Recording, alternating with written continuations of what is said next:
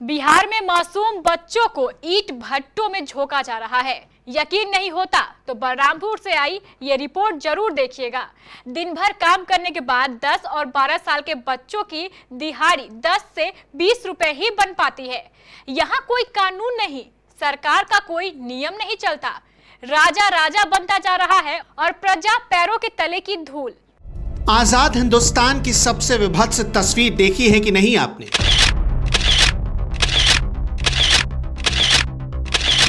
जहां गरीबी गुलाम बनी है, बचपन बाबू साहबों और धन्ना सेठों के टुकड़ों के मोहताज है और धन्ना सेठ हैं कि शरीर के रेशे रेशे से खून खींचे जा रहे हैं। जिन हाथों में किताब और कलम होनी चाहिए, उन हाथों ने ईंटों की नक्काशी का सामान थाम लिया है।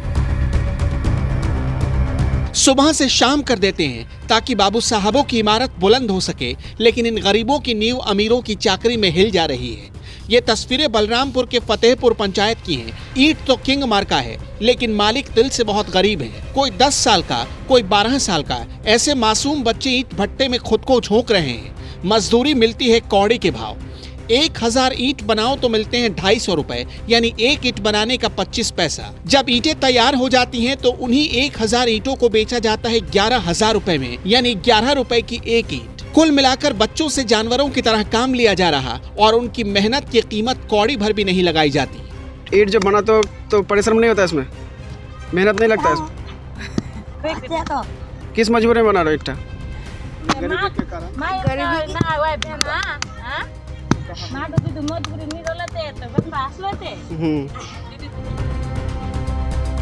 महान हिंदुस्तान में अमीर और अमीर बनता जा रहा और गरीब और गरीब। यहाँ सिर्फ बाल मजदूरी को बढ़ावा नहीं मिल रहा, बल्कि उसके साथ साथ न्यूनतम मजदूरी की भी धज्जियां उड़ जा रही हैं। कहाँ है कानून, कहाँ है देखने वाले लोग?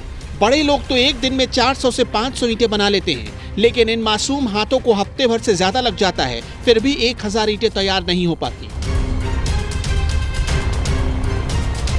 पटना में बैठकर कागज पर हुक्म उकेर देने वाले लोगों को क्या पता कि गाँव में बचपन कैसे गुलाम बनकर दफन हो रही है। गांव तक सरकार और कानून कहां पहुंच पाते।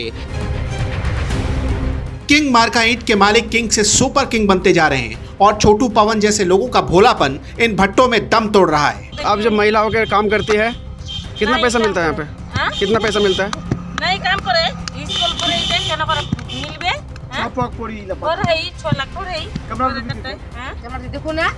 आपका जो बेटा क्या काम करता है यहाँ पे, क्या मजबूरी, क्यों काम करवाते हैं इसको?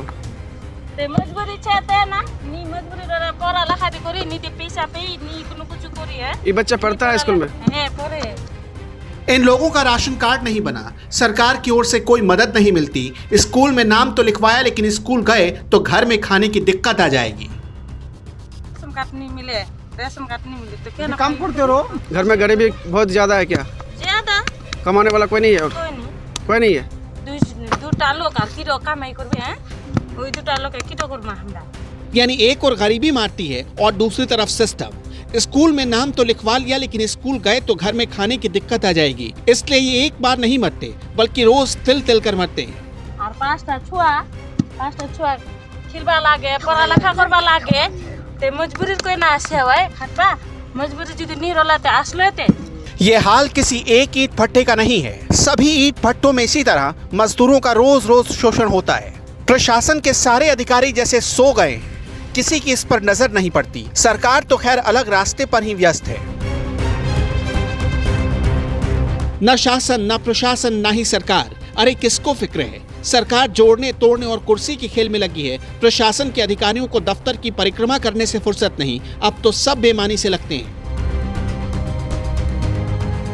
हमें पूरा भरोसा है कि जब हम ये रिपोर्ट तैयार कर रहे होंगे या जब आप इसे देख रहे होंगे, सरकार और सरकारी अधिकारी सब टीवी या मोबाइल पर आने वाले किसी फैमिली तमाशे की ताशे का आनंद ले रहे होंगे। इंसान होकर भी इंसान जानवरों जैसा क्यों बना दिया गया, इसका जवाब देने वाला कौन है?